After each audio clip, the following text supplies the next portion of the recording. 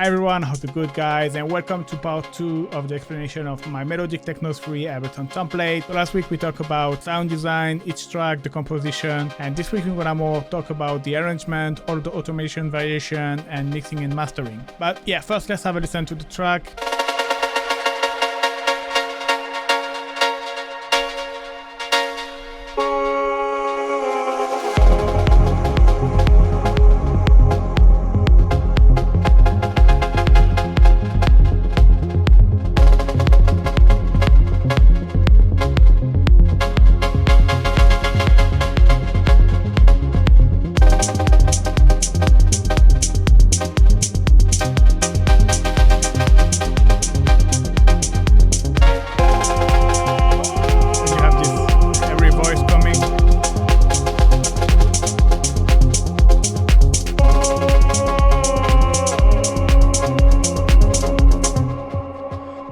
Alright, so let's get started with the arrangement. I'm just gonna give you the global idea of the track. So yeah, the global idea of the arrangement is you have your intro, you have break, and then you have the chorus with the main lead like this.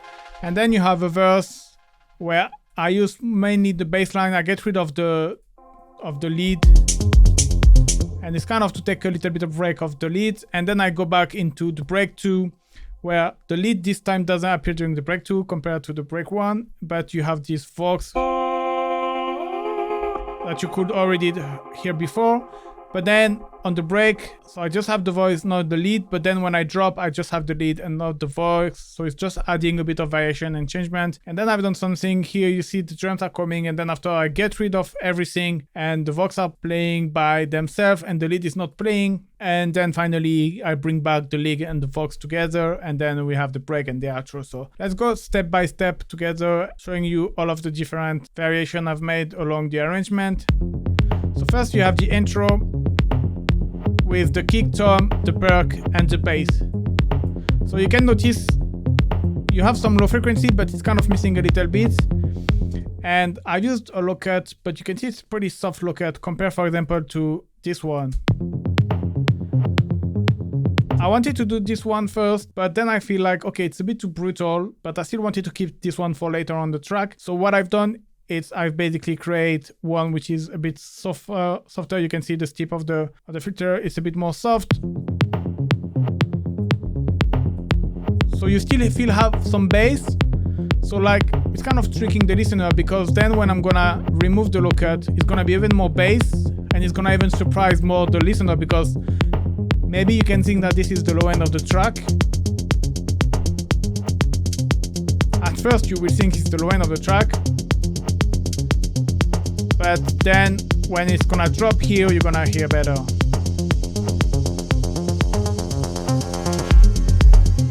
Then you have the full low end coming. So you see what I've tried to do on this track is changing every 8 bars. So you can see on the sidechain track you have white and blue. It's every 8 bar. It's like to help me to change. And so I have introduced the cloud hi-hat here, and then here I'm introducing the harp. And then I will add extra drums, so the shaker.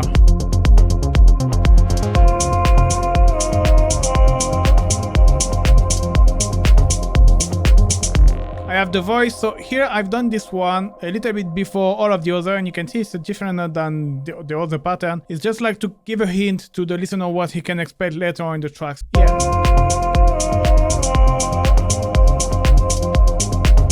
I have horns as well. Every time, like I said in the previous video, every time I introduce a new element, I will put this horn like this.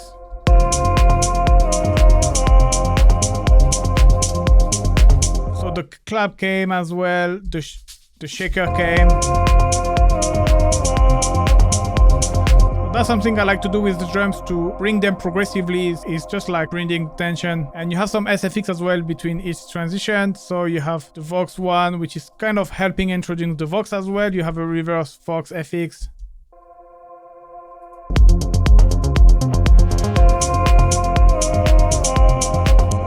You have this SFX pad that I will use. All of these little things help to add new element. It's always good to say to the listener, hey, listen, something is coming right before, you see? like, hey, vocal is coming.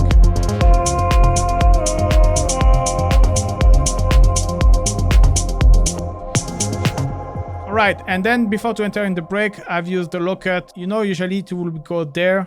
You know, it's like after 32 bar, but it's a great way to make you transition between your intro and the break easier, because if you get rid of everything, the kick, the hat, all of your elements together, the bass, if you drop everything, it can be very abrupt, and using a low cut, like for example, 2 bar before you break, can help this transition. You're gonna see what I mean.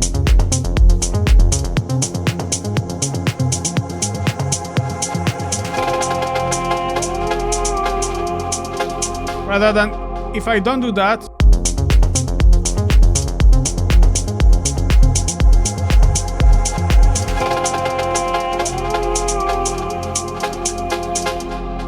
well, to be honest, in that case, it's kind of work as well, but it's kind of help the transition still.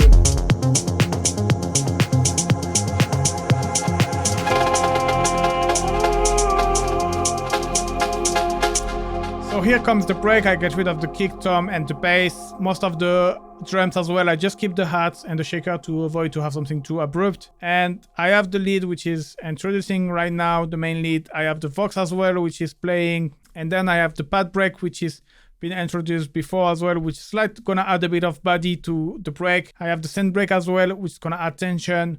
So this is to add tension. I will open the filter slowly during the break. This is the pad sound. It's very rich, warm sound to add a bit of harmonics, add a bit of body of your break, because it was kind of a bit weak, my break. So that's what I've done to kind of add a bit more body.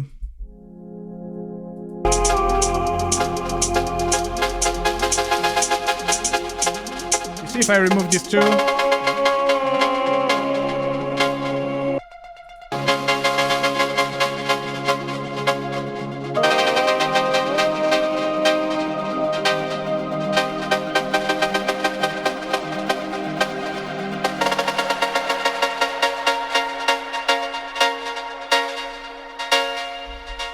So in terms of the specific modulation of the harp, I will talk about it later, but here I've kind of extended the pattern. You can see because the last chord it's playing, there is nothing else playing in the same time. This I bring down. I really wanted to have like bring the tension and then cut everything, just the last chord. And you can see how it's slowing down slowly the rattle of the harp, and to having like a very slow movement, and then it stops again here just right before the drop, and then you have some reverse effects and it's dropping. So it does like this.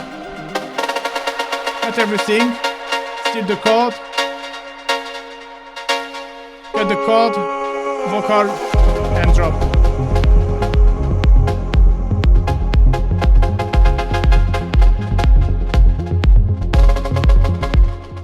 So yeah, that was the idea. That was the best way I found to kind of drop the things, and it's always important, I found, if you use the lead in the break, and again when you drop, you need to have a moment where you're gonna stop using it, because otherwise it's too much continuous and it's very monotonous. You have to break something, like to have something different just right before, because otherwise you don't have impulsion, you don't have variation. So yeah, that's a great way to cut everything. And I introduced the Vox as well, which is making a great job, because you close the lead, but then you bring the voice, so it's not too empty, and the voice have this hairy power, which is kind of working well as well, as especially just right before. Yeah, and then after it's just some SFX, so some noise.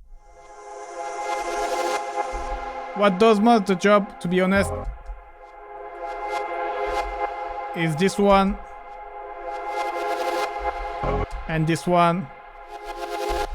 This basically what it is. I took this chord, I shortened it just to have like one impact, one impulse, and then I freeze and flatten to have just the audio, and I reverse it and shorten it. And so this way is like, basically this is what you're gonna have after, but reversed, and it's worked like a treat. So yeah, then we drop.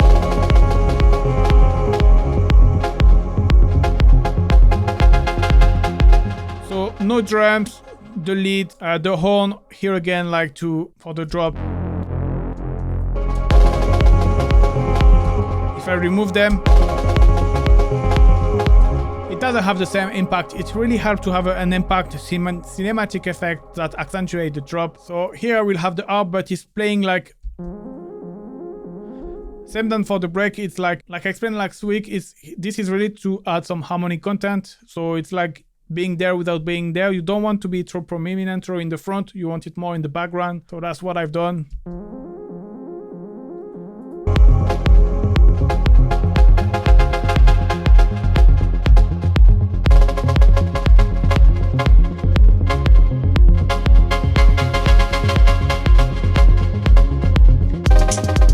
Then you add the hats, and then I will add the Vox. Some SFX for the transition.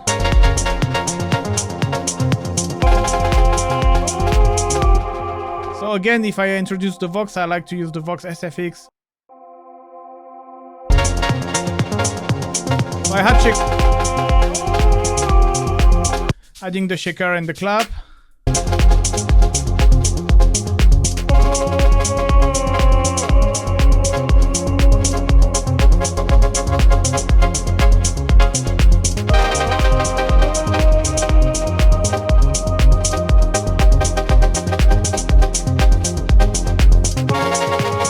And then we're gonna go into the verse. So here you can hear I've made a low cut just to have the transition. You're gonna have some SFX, and this is to get rid of the lead and the Vox, which are the two main principal elements. You need to take a break of it, because if you play the same thing the whole track, you're gonna get bored so quick. So yeah, I'm gonna drop again and get rid of all of the hats, and the bass line gonna play, because the bass line is kind of a melodic bass line a little bit. You see you have a nice pattern that you can open the filter, and it's still like, yeah, very melodic. It's not something like straightforward.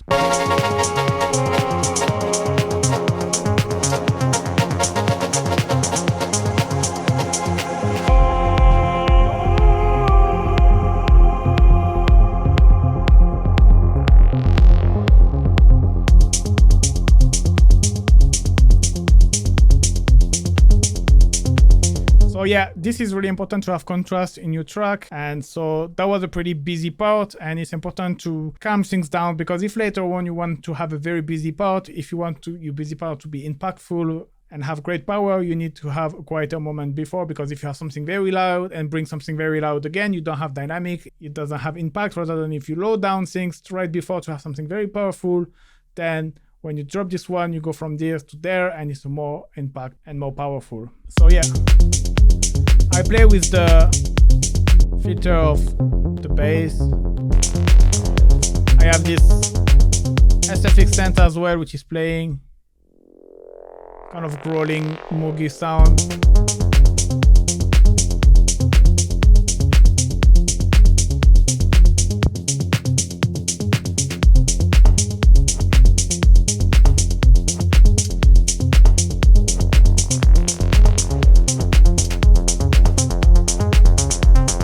In the break.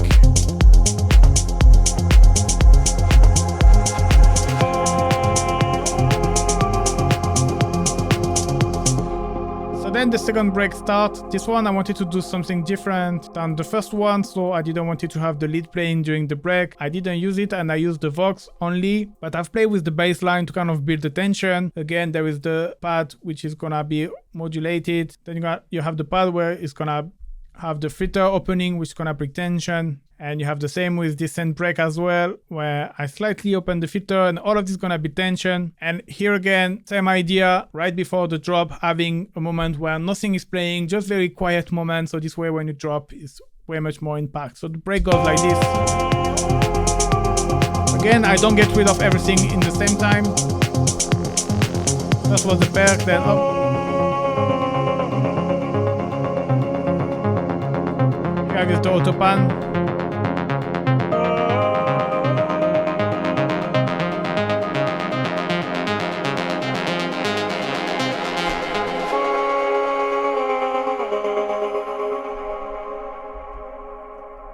So this works because straight away when you stop everything, you have your vocal. So you bring everything up, and then you cut straight away. And usually this works if you have something which is playing straight at the point where you cut. So like this, you build all the tension, and yeah.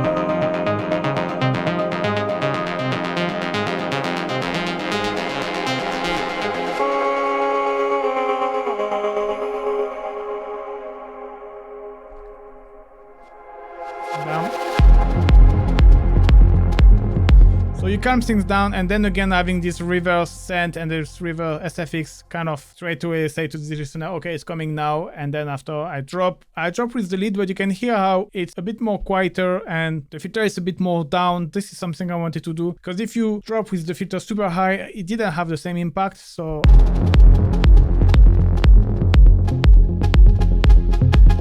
but the cool thing you can see, it's going progressively. Slowly it's opening.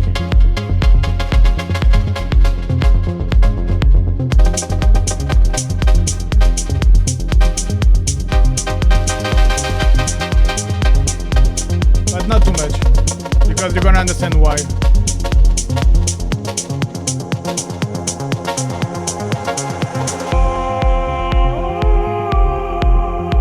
So, what's happened there? 8 bar, I have no drums, then I add the hat and the shaker, and then I wanted to have something different, to dome a bit, something to surprise the listener. So I say, okay, let's get rid of the lead and actually let's play the Vox. So first, what I've done is I originally put chord and the Vox playing together, but yeah, it didn't feel like something new because I was something I already done before. So I say, okay, let's get rid of the leads and let's see just with the voice if it's working, and it work.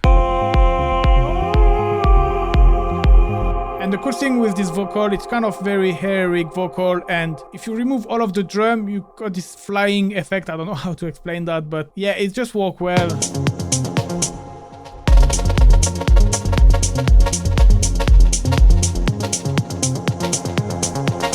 Again, SFX.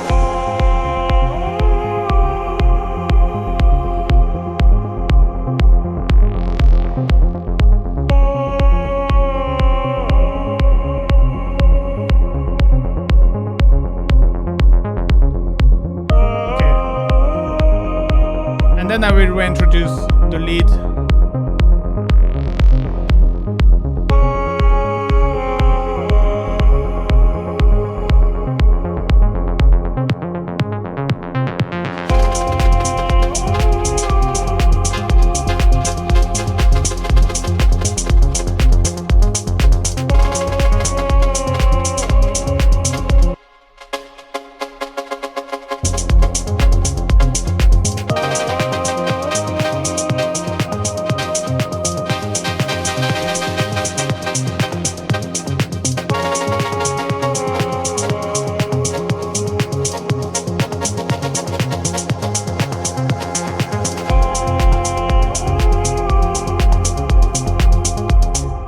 Now here I've done something that you might find weird, because basically I have my chord progression and basically my main lead pattern, and I split it in half. So the first half is like the chorus normal, and you will expect before to have the break, to having my chord progression to finish. And what I don't know, right in the middle I split and I say, okay, this second part is gonna be the break. It's kind of weird, but when I've done that, I feel like this way, at this point of the track, it's kind of finished, and you leave to the listener to the feeling a little bit like you want more, you know, you want again. So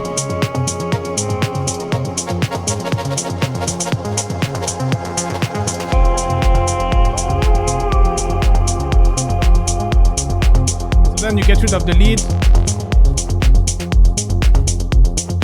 Obviously, if I was cutting everything, it would have been weird. I use the voice because like this is, again, this voice is because it's very like flying to the exit. And,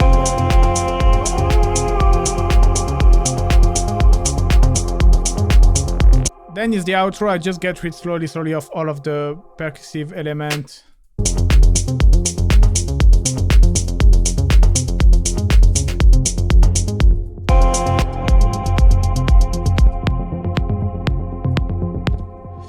So that's pretty much it for the arrangement. Now let's talk about automation and variation. There is quite a lot going on. So you have first the bass, which is I'm gonna open the filter, close it to add tension, to add variation. So you can see I'm using here in the break to build the tension. Here again, every time before to drop something, you can see like every time I'm dropping something up, I put it up and then down. Up, like here a bit of variation. Like here, there is a big changement coming up, I put it up and then down. Then up is a bit of variation during the verse, because here is the part where the bass is kind of the star of the show. And here I've done the same, and then here up I build the tension, I bring down, and again you can see here I've done same here at the intro.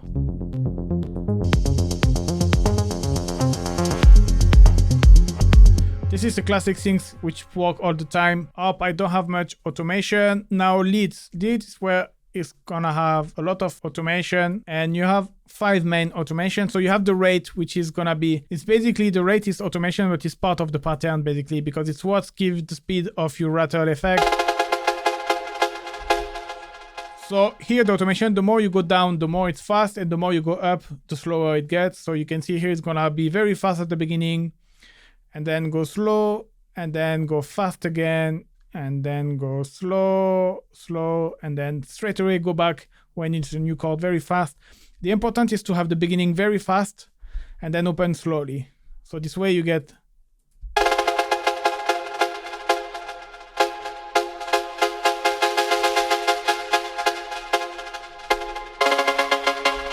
And I find it obviously, if before to have something at the beginning of the chord, because you have something very fast, you want something very slow right before, you know, because otherwise if you have something very fast here, it's gonna break the effect a little. You see, again, it's about dynamic contrast. So going from something very slow to very fast, you see, if you go something from very fast to very fast, well, you stay at the same level, rather than if you go something very slow to very fast, you have this jump, which is give dynamics and impact. So once I had this pattern that I like it, I kind of reuse the same for the whole track. I say, okay, I need to modulate a bit more. So obviously first choice will be the filter. So you can see here, I've modulated the filter. This is something I've modulated live, how I feel it at the moment. And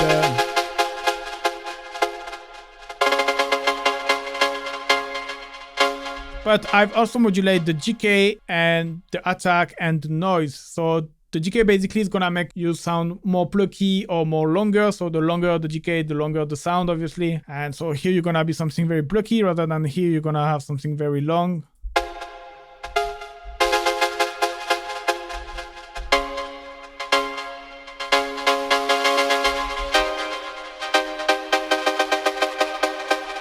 You see how it goes very sharp. And then the attack, it's kind of obviously bringing attack to your sound. So it's changed the transient basically. You will have something like with a strong transient, very clicky, or something a bit more soft. So it's very percussive. And you can see here a bit, maybe something soft. And then the noise, you can hear a bit of noise here, but not too much compared to, for example,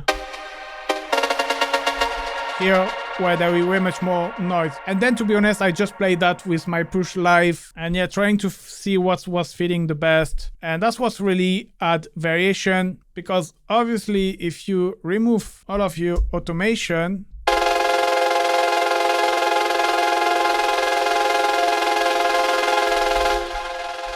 well, it doesn't sound good. And even if I remove just the filter and attack, you will see.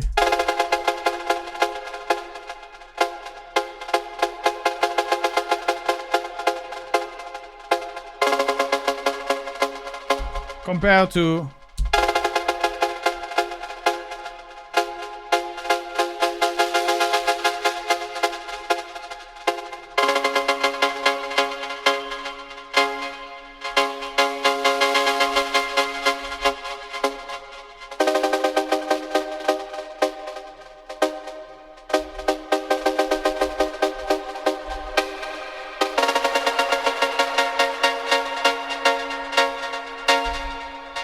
yeah, very important. Then on the Vox, I've made a scatter effect with the autopan, which is kind of a LFO basically on the volume. And I've done it just here, because here I wanted to keep this airy kind of sound, like very airy sound. And if you add the LFO, it's kind of breaking a little bit this kind of mood, rather than here it's more like a SFX. This is just before the transition, it's just before the drop. So if it's more like a kind of SFX sounding vocal, it's fine. And yeah. And I've used it again after for the second break to have something different than the first one. Now on the set SFX, I have some automation, which is just to move the filter.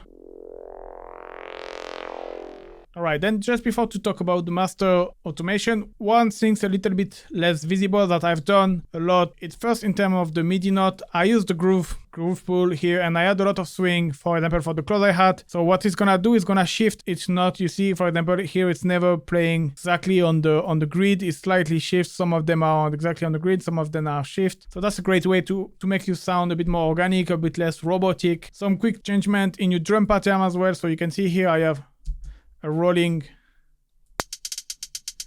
close hi-hat, which kind of add a bit of variation. You don't want to overdo it. I have done the same here with the open hat.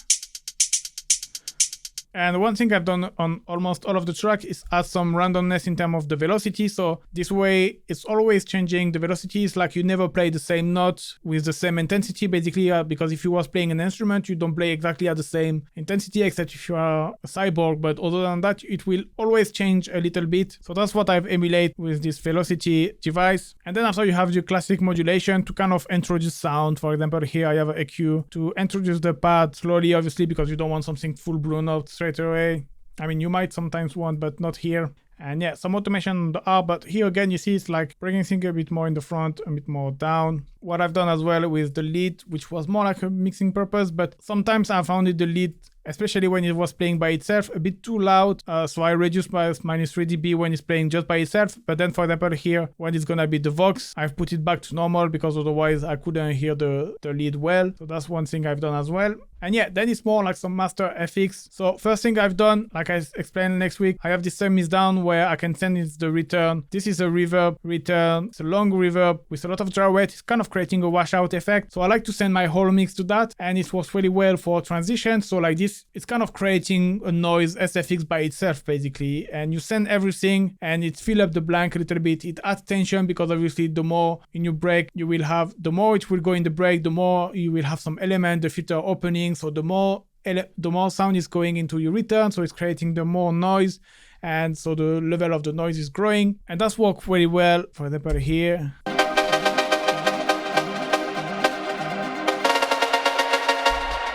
Okay, now without.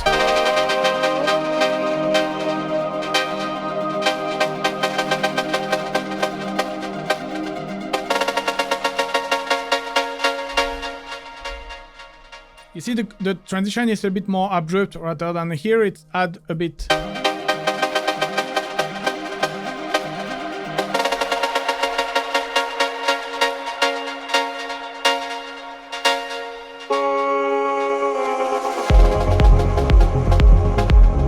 And here again, for this moment, to have a tail as well here, to don't have a something too brutal.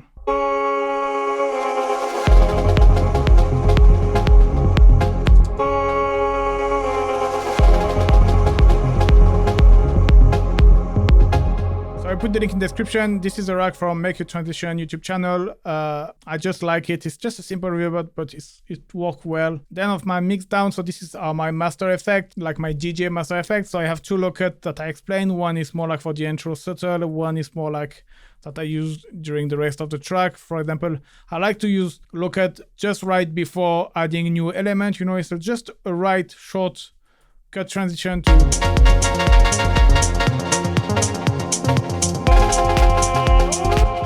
It's a great way to say to the listener, hey, listen, something is coming right now, so they know what to expect, kind of. And then I have this riser knob, this is a rack I've made, which is gonna add a lot of delay, reverb, and kind of create a washout effect, but I can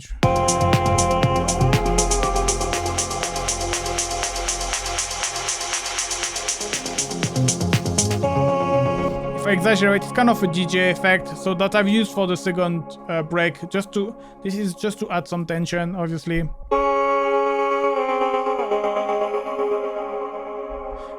Even though it's very subtle for this track, but yeah. Alright, now let's talk about mixing. So if you're familiar with my video, you know what I'm gonna say. I kind of like mix as I produce, and for me mixing is mainly about picking up the right elements which are going well together. And if you do that, usually you don't have that much to do as mixing, and you're gonna see it can be the case in this track as well. So I will mainly use EQ to remove or boost frequency I want or I don't want, saturation to add a bit of harmonics, add a bit of loudness, and then delay and reverb to add movement with the delay or put into a space with the reverb. But you're gonna see I haven't done much on this track. So for the kick, you remember last week I said I reduced here around 87 Hz, and I've done the same on the bass line. And the reason being, on the low end, I have the kick, the bass, and I have the tom, and the tom is hitting around this frequency. So that's why I've kind of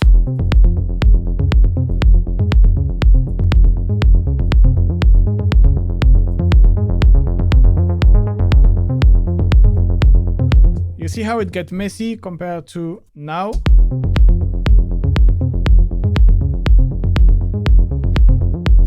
So yeah, that's the main thing I've done with the kick. Then after, it was more like sound design purpose. I had a bit of reverb just to help the kick cut through the mix. You know, it helps your kicks breathe as well.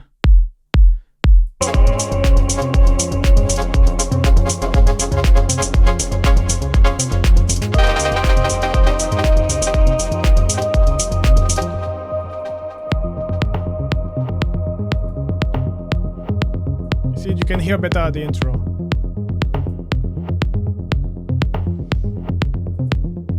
Then tom, like I said, the delay is to add movement.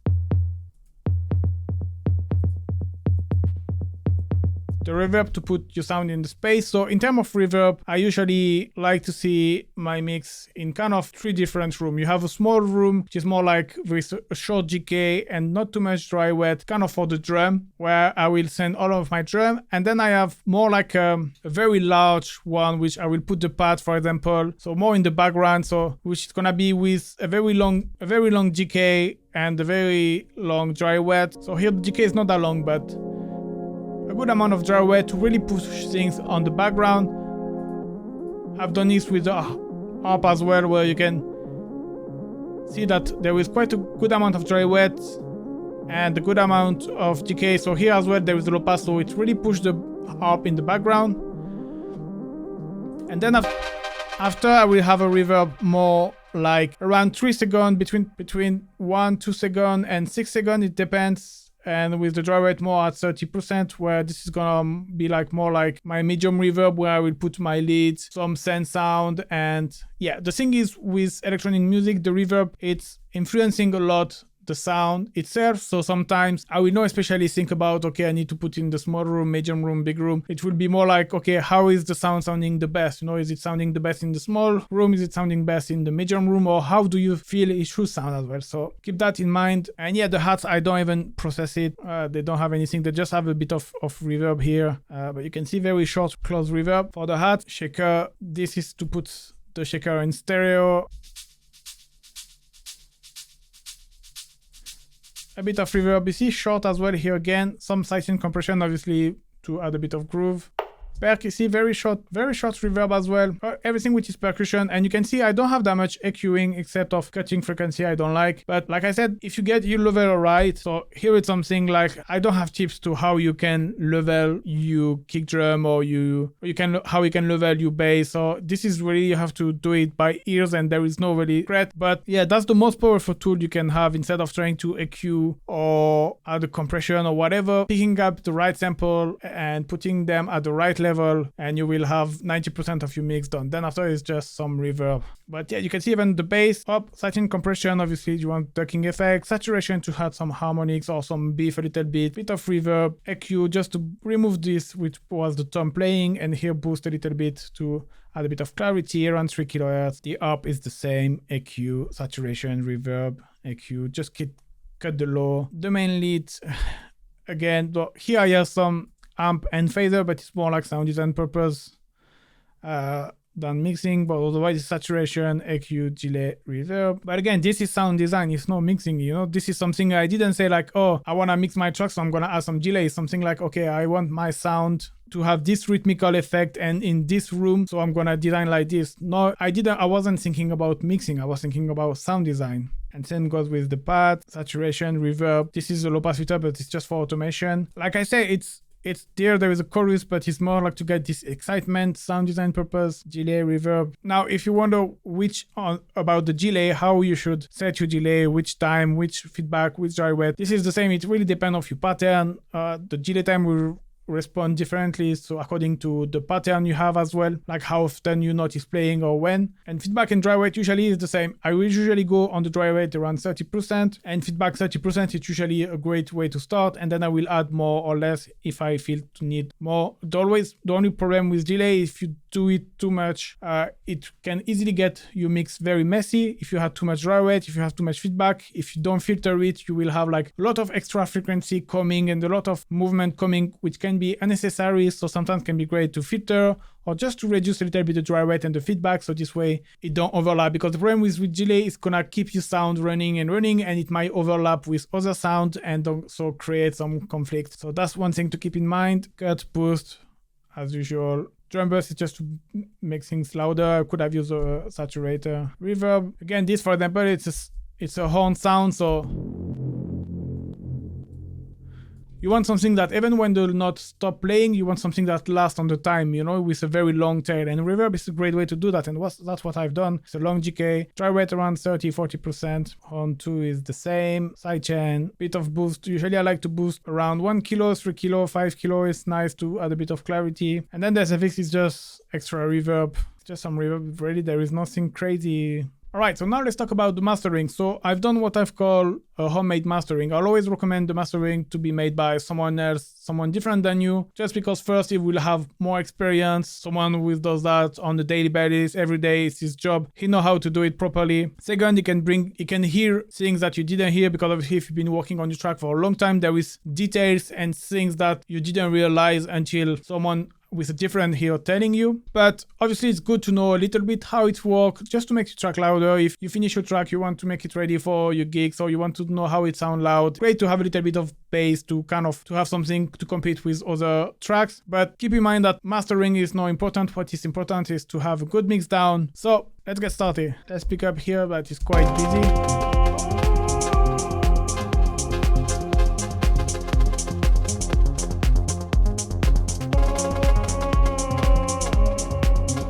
So what I've done here, I put the bass in mono under 120 Hz, and I add a bit of width, a bit of stereo.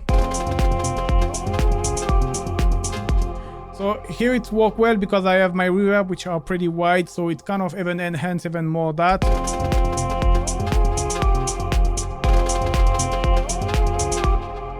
So here a bit of rebalancing, but first I cut everything under 30 Hz.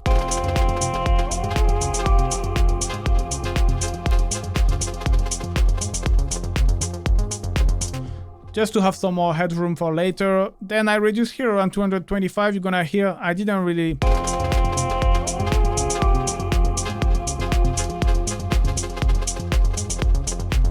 I don't know, it kind of removed a little bit of muddiness. I just like it. I just feel like it was something wrong, and I bend down this one and I bring down this frequency and was sounding better, so I just left it. And then you have a boost at 3 kHz.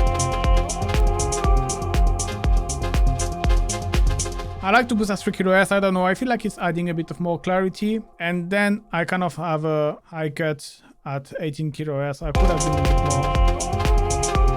Yeah. Alright, then some glue compression. One thing important, I kind of EQ the input signal, so this way the kick drum is not triggering the compressor. If you don't do that, you have the kick triggering the compressor and you get this pumping effect, which you might want, but...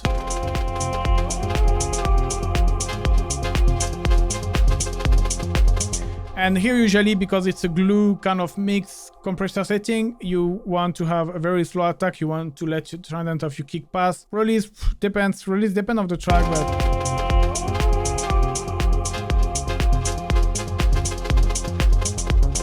I like it like this, I don't know, it just feels a bit more tight. Ratio at 4, you don't want something too hard but not too soft neither. This is really depend your taste and how you feel, depend of the track as well. And then I will bring down the threshold until I have usually at least 3 dB of reduction, but then again there is no rule, you just do like you want, sometimes a bit more, sometimes a bit less.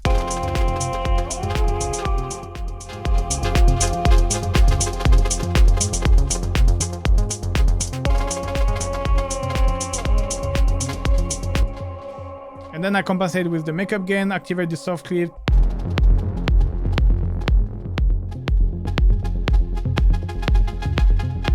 Like it really brings everything together. And then a bit of saturation. This is very gentle. This is just to make things louder. Just very short amount. The analog is a very soft one with a bit of drive. And then I've used a mid-side EQ, which was just to make things a little bit more stereo.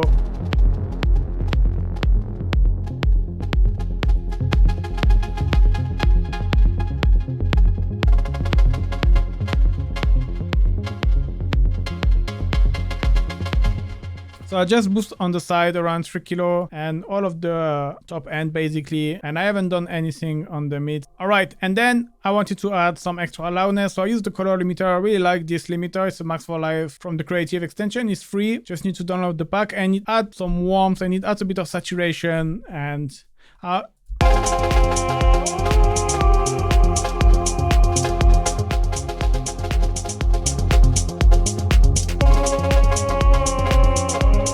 I use it as a limiter, but very gently, you know, it's just like to add saturation.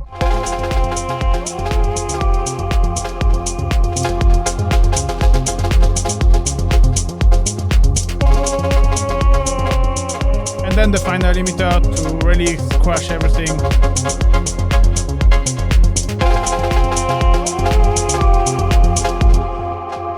I could have been maybe a bit more crazy with, but was okay with 3dB. I was pretty happy with that. All right, and that's pretty much it, guys. I hope you like this video. I hope you learned a few tricks here and there. If you want to grab the project, it's a great way to support me. The link in the description. Thank you very much for watching, guys, and see you soon. Bye-bye.